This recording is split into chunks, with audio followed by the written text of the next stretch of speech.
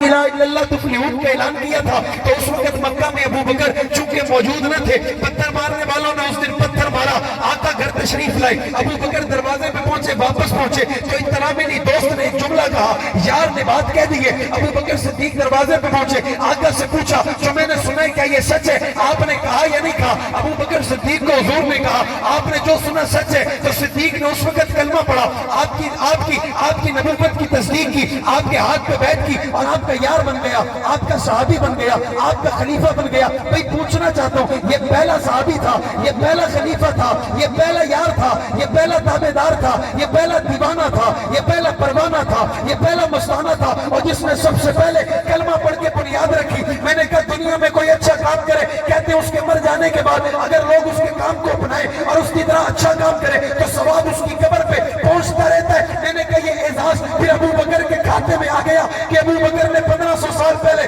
سب سے پہلے آمنہ کے لال کی نبوت کی تصدیق کر کے آپ کے ہاتھ پہ بیعت کر کے کلمہ پڑھا تو اس کلمے کی نیت ڈالی، اس کلمے کی بنیاد ہو گئی۔ اب آنے کے لیے قیامت تک دنیا میں کوئی آ کر کلمہ پڑھے گا اس کا ثواب ابو بکر کی قبر پہ پہنچے گا۔ نہیں پہنچے گا؟ نہیں پہنچے گا؟ ایک شخص تھا وہ اپنے سٹیج پہ کھڑا تھا،